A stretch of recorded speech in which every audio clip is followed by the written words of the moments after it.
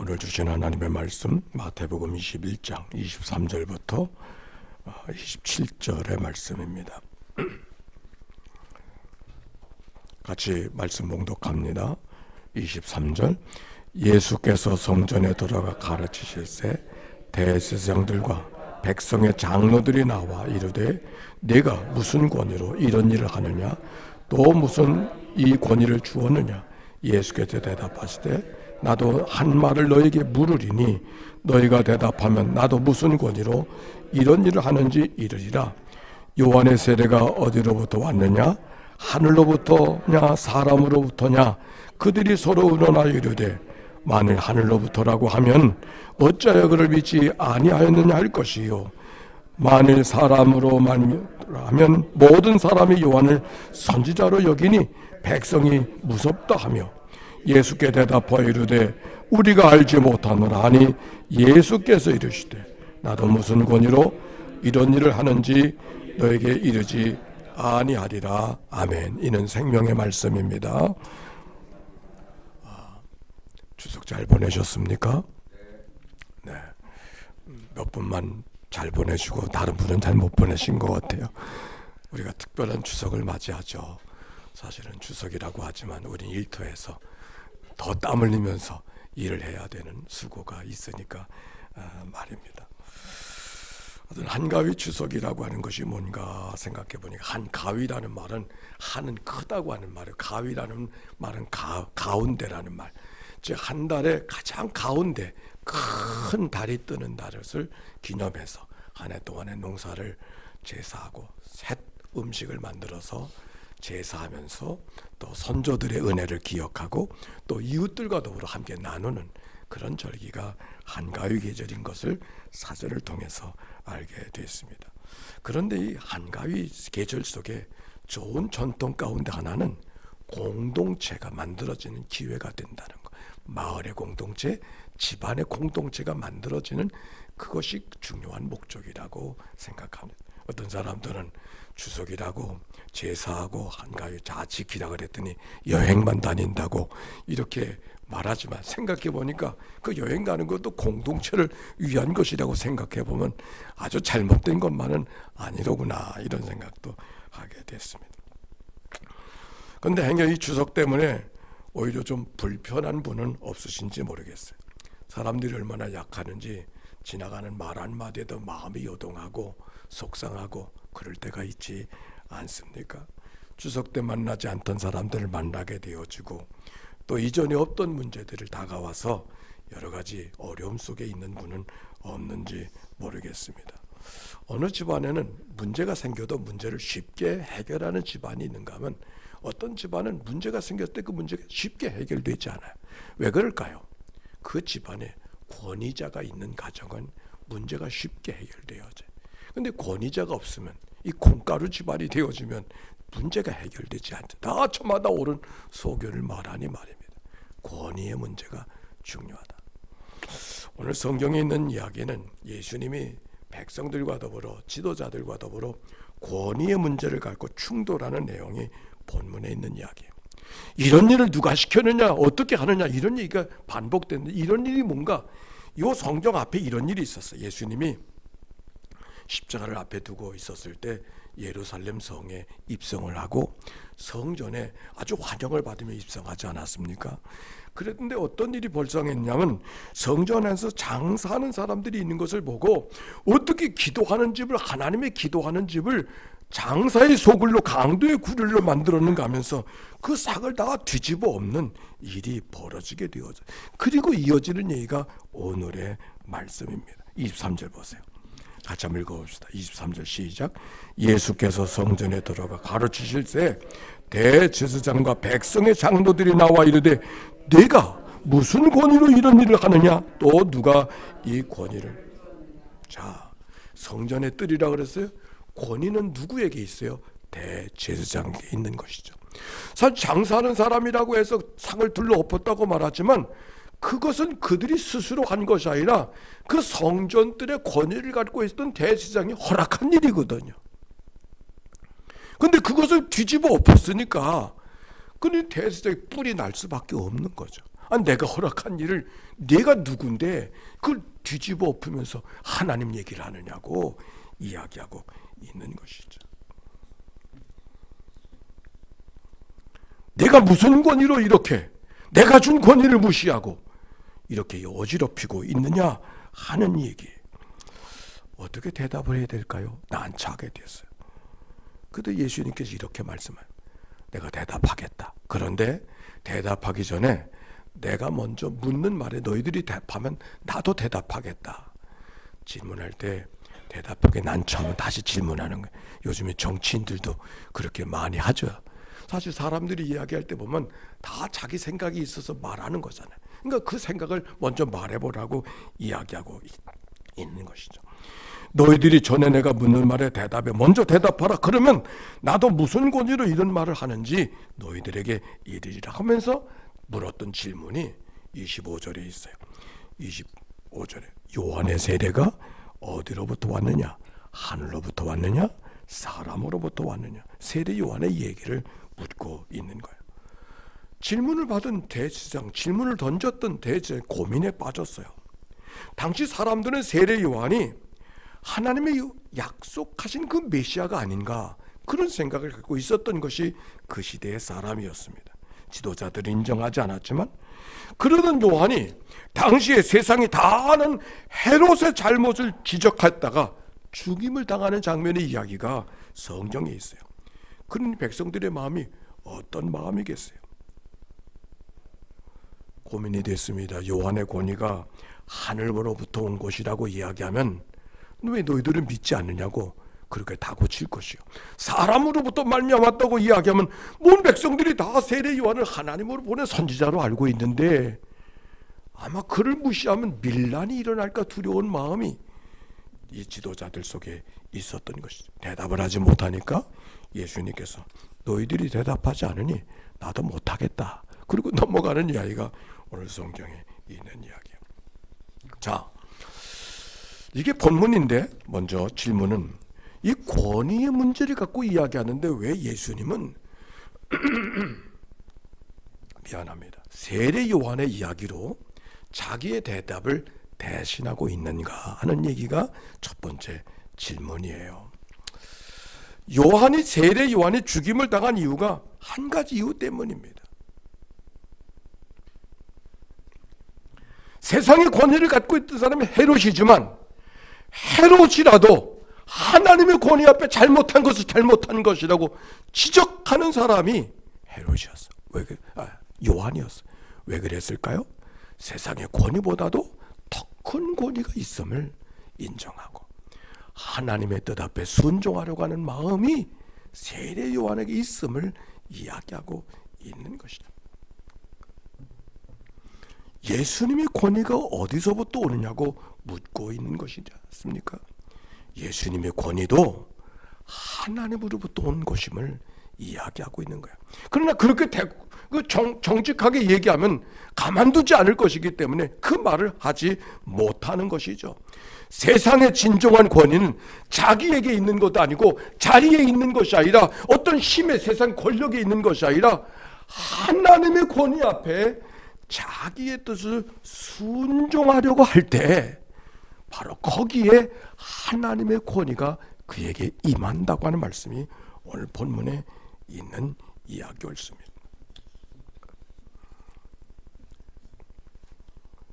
요즘 우리가 사는 세상은 누구의 권위도 인정하지 않는 세상이 되었습니다. 그게 문화가 되었어. 권위를 이야기하면 이상한 사람이라고 이야기하는 그런 세상. 그런데 생각해 보면 어디든지 권위주의가 되는 건 잘못이지만 권위가 있어야 되죠. 권위가 있어야 질서가 잡혀요. 집안에서도 권위가 있는 사람이 있어야 그 집안이 법도가 있는 집안이라 말하지 않습니까? 당시의 제사장이나 백성의 장로들도 권위자로 존재했기 때문에 그들의 사회가 나름대로 질서가 있었을 것입니다. 그런데 오늘 성경은 그 어떤 힘을 갖고 있었기 때문에 어떤 자리에 있었기 때문에 권위가 만들어지는 것이 아니라 진정한 권위는 다른 데서 만들어지고 있음을 오늘 성경이 이야기하고 있어요. 자, 오늘 성경에 있는 이야기가 이어지는 비유가 하나 있어요. 두 아들의 비유예요. 우리가 알죠? 28절부터 32절까지 보면 두 아들이 있는데 맏아들이 가서 너 가서 오늘 포도원에 가서 일하라 그랬더니 아버지 가겠습니다. 그렇지만 가지 않은 아들, 그게 맏아들이에요. 두 번째 아들, 아버지가 포도원에 가서 일하라고 하니까 난 가기 싫습니다. 이렇게 반항을 하고 거역을 했지만 그러나 돌이켜서 아버지의 말씀에 순종하고 있는 두 번째 아들을 이야기하면서 그 두 사람 가운데 누가 아버지의 뜻에 합당한 사람이 되었는가? 둘째 아들입니다 하는 이야기가 오늘 성경에 있는 이야기 아닙니까? 자, 이 이야기가 왜 권위의 문제와 더불어 같이 연결되고 있는가? 여기 맏아들이라고 하는 것은 그 당시에 권위자로 이야기하는 대제사장이라든지 백성의 장로들이라든지 그 사람을 빗대어 말하는 것일 겁니다. 아버지가 아들에게, 맏아들에게 먼저 가서 포도원에 가서 일하라고 이야기하는 것은 맏아들의 권위를 인정하고 있는 거예요. 그러나 아무리 맏아들의 권위가 그에게 있다 할지라도 아버지의 말씀을 거역한 사람은 그 권위가 아무것도 아니라는 것을 이야기하고 있는 것이죠. 반대로 작은 아들은 아버지의 말씀을 거역한 사람이었어요. 그러나 거역했지만 돌이켜서 아버지의 뜻에 하고 싶은 일이 있었고 가고 싶은 곳이 있었지만 아버지의 뜻에 순종하는 사람이 되어져 돌이킨 사람이 되어졌을 때 아버지가 그의 권위, 아들로서 권위를 인정해 주었다는 이 이야기는 우리에게 무엇을 이야기하고 있는가?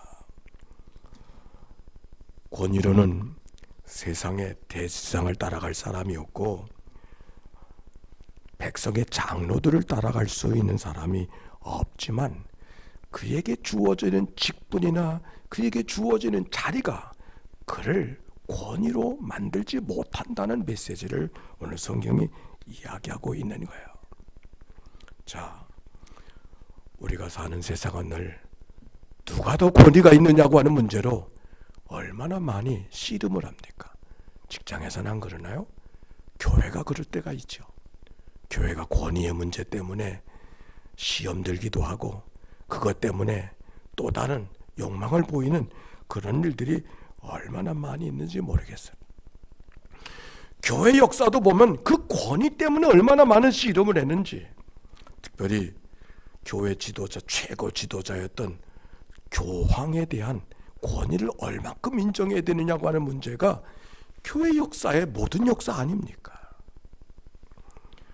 베드로의 권한이 주어진 그 권한을 이어가는 사람이기 때문에 결코 실수가 없다고 절대적 권위를 인정해 주어야 된다고 하는 것이 교회에 있는 어둠의 역사였어요. 그래서 잘못된 일들이 교회 역사 속에 얼마나 많이 있는지 모릅니다. 십자가 전쟁, 십자군 전쟁, 종교 재판, 아니 수도원 전통. 수도원 전통이라는 것은 이 개신교에서는 찾아가지 않아요. 왜냐하면 수도원은 지금은 아름다운 곳이지만 중세 수도원은 아름다운 곳이 아니었어요. 어느 집안이 재산을 지키기 위해서 수도원 고르반 하듯이 하나님께 맡겼다고 이야기하고 재산을 지켜가는 방법이었어요. 그래서 마틴 루터가 수도원 전통을 받아들이지 않은 게 그거는 아름다운 전통이 아니었기 때문에 그렇습니다.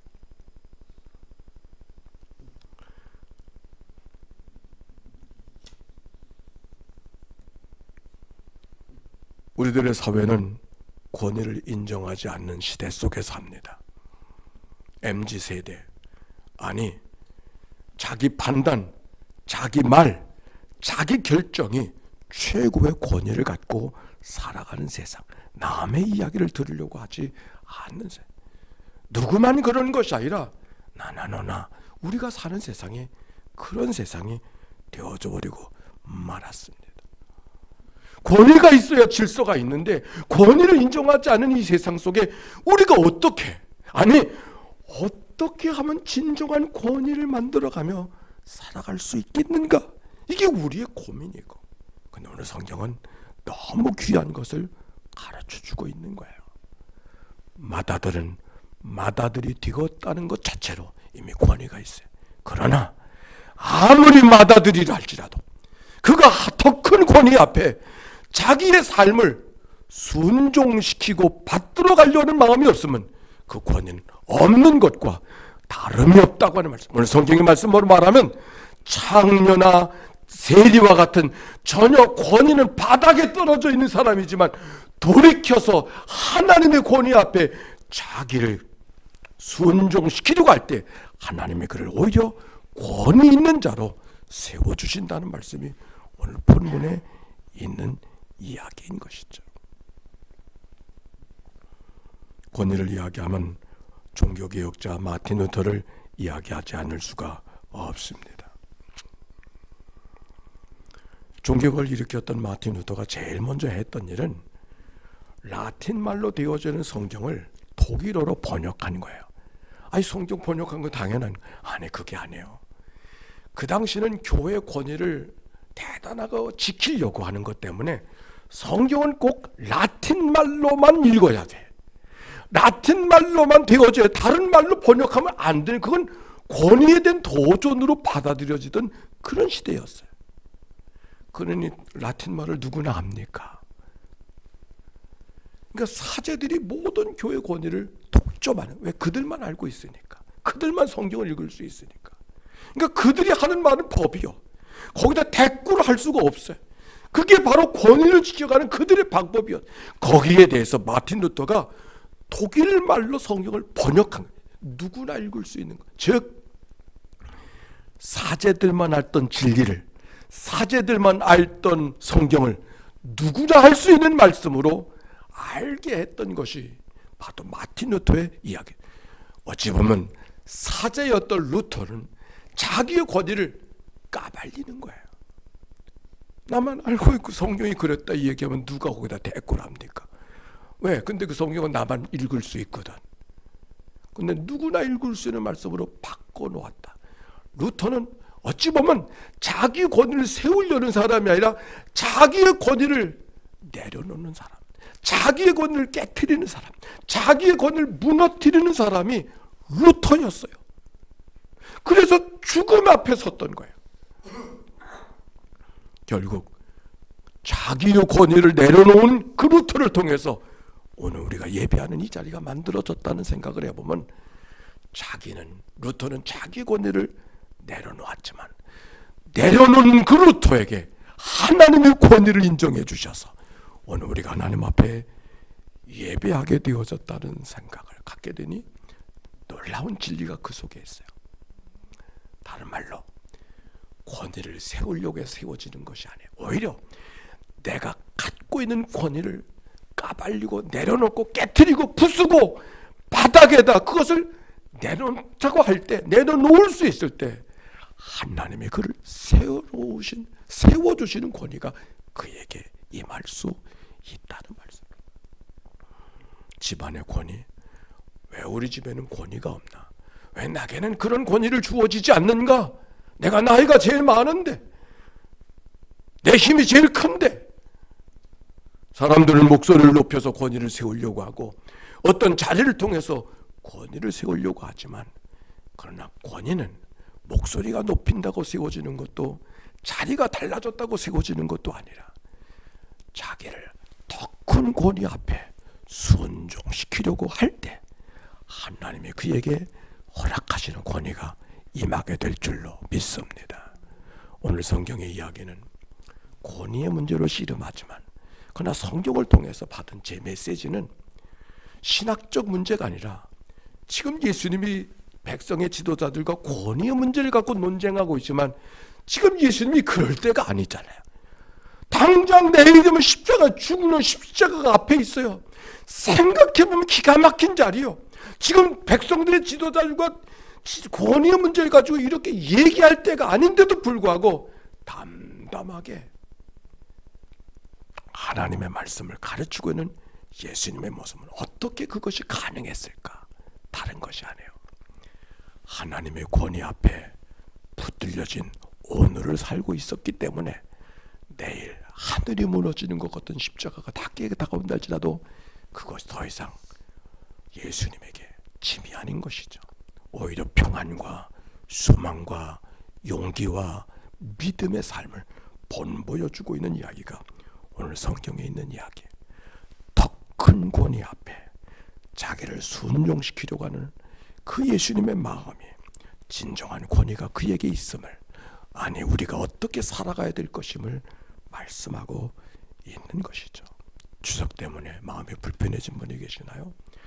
축사 때 일한다고 하는 것 때문에 마음이 답답한 분이 계시나요? 바울의 고백입니다. 우리가 이 보배를 질그릇에 가졌으니 이는 심히 큰 능력이 하나님께 있고 우리에게 있지 아니함을 알게 하려 함이라. 세상에서는 우겨싸임을 당하고, 세상에서는 답답한 일을 당하고, 세상에서는 박해를 받고, 세상에서는 거꾸로 뛰림을 당한다 할지라도 보배가, 더 큰 권위가 그의 삶을 사로잡고 있었기에 무너지지 않는 담담한 믿음의 삶을 살아갔던 바울의 모습이 우리의 삶의 모범이 되는 것이죠. 문제가 없는 사람은 아무도 없습니다. 추석이기 때문에 더 큰 문제가 다가오는 것도 아닙니다. 우리의 삶이 하나님이 내 삶을 사로잡고 있는가, 하나님의 권위 앞에 우리의 삶이 붙들려 있는가, 이 믿음으로 승리하는 또 한 주간 되어져서 하나님의 복됨을 경험하는 모두가 되시기를, 10월의 계절이 되시기를 주의 이름으로 축원합니다. 우리 기도합시다.